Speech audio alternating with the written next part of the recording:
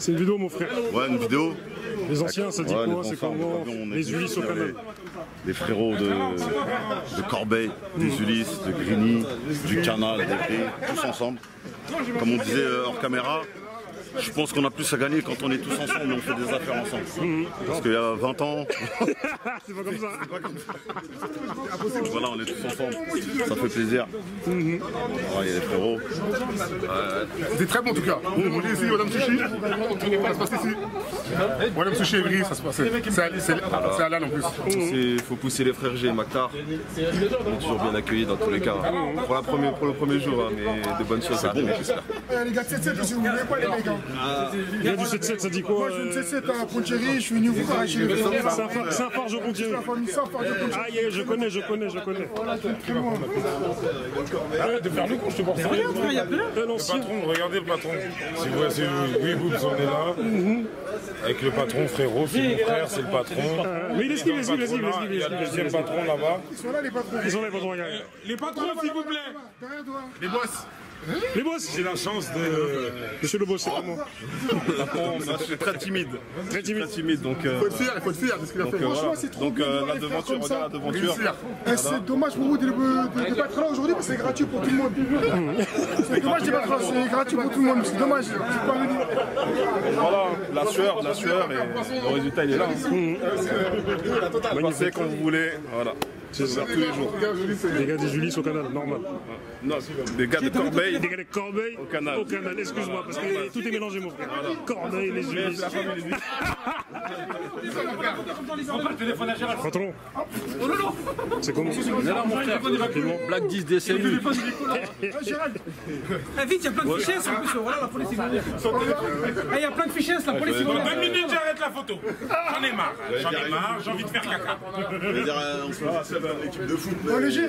Ça doit pas parler à un grand monde ici. La même chose avec monsieur Ahmed et Toyer. Non, tu connais quand Toyer, t'inquiète. Et monsieur Moïse Blackaris. T'inquiète pas, il y a des trucs bizarres qui se préparent. Hein, c'est lui qui va s'en occuper.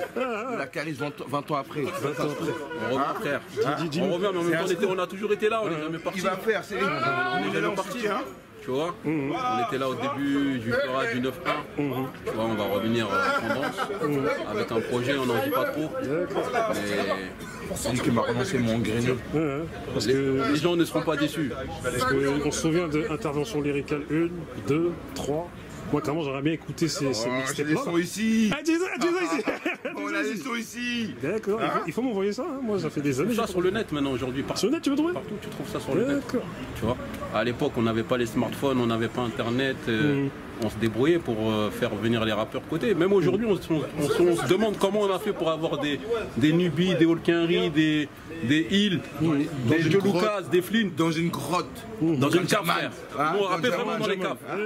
On rappait vraiment dans les caves. Tu vois, pas... On prenait 401. Le 401, mon frère. Blindé, hein. Ah, frère. Monsieur Jaman, il nous a gravé des dons. Je te jure. Il nous a donné des coups de main de ouf.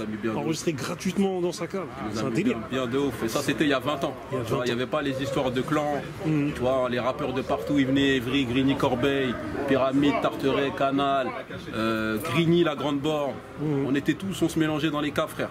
Tu vois, pour de vrai. Il n'y avait pas des embrouilles à 2 francs 50. On a les TVM, on a la belle épine. Ouais, Belle Ép, les frères du 9-4, Blackilla, Ironside. Blackilla, il va venir d'ailleurs. Il arrive là, Blackilla. Il est en perme là. Mais lui va être... Ouais, ça fait des de ta vie, frère. Ça fait des de ta vie. Hein? Ça fait des de ta vie. Non, frère, tranquille, c'est la mon frérot. Ouais.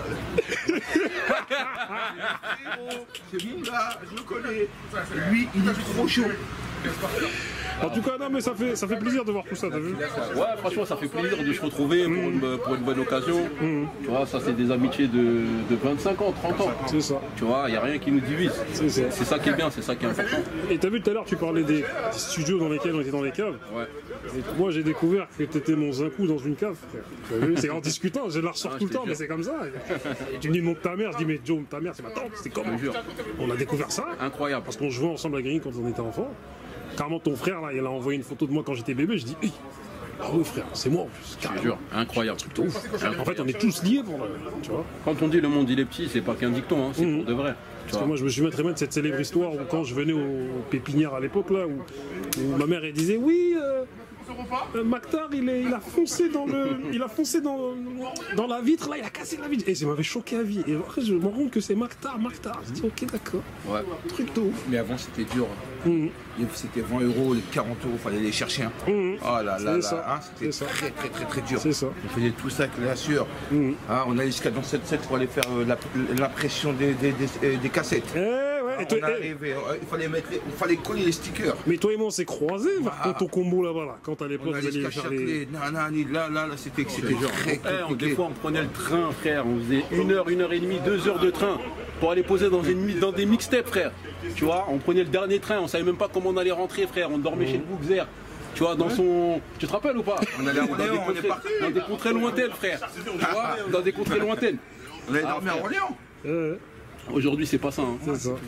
Aujourd'hui, c'est pas ça, tu vois. Et tout ça parce qu'on aimait grave poser, rapper. Ouais. Tac. Moi, je dormais dans la cave de Jaman avec Jaman. Je dormais avec lui, on regardait Ken le survivant le soir. Et on buvait du café tous les matins. Attends, c'est la génération 1 million de vues qui vont sans céder. C'est ça. C'est comme ça. Ils ont tous des home studios. Ils ont tous des home studios chez eux. Tu vois. Mais vous pensez quoi de l'évolution du rap là? Qu'est-ce que vous en pensez? Ouais, c'est bien. Après, il y a du bien. Il faut voir le bien dans tout. Tu vois, il y a le verre à moitié vide et le verre à moitié plein. Tu vois, c'est bien. Le rap, c'est la musique qui vend le plus aujourd'hui. Tu vois. Après, malheureusement, c'est pas la culture. Voilà, l'aspect négatif, c'est que, ouais, exactement, ils n'ont pas la culture. Quand tu vois qu'il y a des rappeurs qui vendent des 150 000, 200 000 disques, ils savent pas c'est qui Ayam, ils savent pas c'est qui Bob Marley. Tu dis un souci. Surtout, il y avait Mob Typ, il y avait tout cela. Avant, on parlait que de carré, c'était carré déjà avant. Mais malheureusement, c'est plus tout ça. C'est la consommation, c'est les consommateurs. Ça dure 3 mois le morceau, hop, c'est jetable. Mais est-ce que c'est pas ce qu'on voulait Parce que nous, à l'époque, on rappait, le rap, il n'était pas encore vraiment numéro 1, mais il est en train d'y arriver. Mais est-ce que c'est pas ce qu'on voulait, que le rap devienne numéro 1? C'est ce qu'on voulait, oui et non, mais à quel prix? Parce qu'aujourd'hui, le rap, il est numéro 1, mais au profit de qui? Tu vois qui dans les maisons de disques qui nous représentent? Il y a un truc sur le racisme là. Avant, il y aurait déjà 10 rappeurs qui auraient fait un morceau là contre les violences policières. En 2 minutes. Maintenant, il n'y a plus tout ça. Les gens s'en foutent parce qu'ils veulent veulent pas se faire cramer. Avant, il y avait L421, L432, il y avait 11 minutes 30 contre les lois racistes. C'était en 2 minutes. Mais il y a des OC de 2 balles qui veulent faire ce projet. Ouais, mais ils veulent faire, mais est-ce qu'il va réussir à le faire? Moi-même, c'est ce que je lui ai dit. Et qu'avant, c'était à l'instant. Les gens, si ça leur rapporte rien, ils vont pas y aller. Tu vois ce que je veux dire, c'est malheureux. Aujourd'hui, tu invites un rappeur du top 10, il fait des calculs. Il fait attention. Il fait des calculs avant de venir. Qu'est-ce que ça va me rapporter et puis est-ce que ça va me griller? Tu vois, parce qu'aujourd'hui, ouvrir sa gueule, c'est pas tout le monde qui ose le faire. Tu vois, quand tu vois des Camélia Jordana qui vont à la télé pour dénoncer des trucs. Mais avant elle, il y en a combien qui le vivent réellement? Tu vois, elle a jamais vécu un contrôle de police. C'est bien qu'elle le fasse, tu vois. Mais les premiers concernés, qu'est-ce qu'ils font? Ils osent pas, frère. Du coup, tu penses qu'elle a plus de coronesses que beaucoup de rappeurs? Oui, beaucoup. Elle a plus de coronesses que beaucoup, je te jure.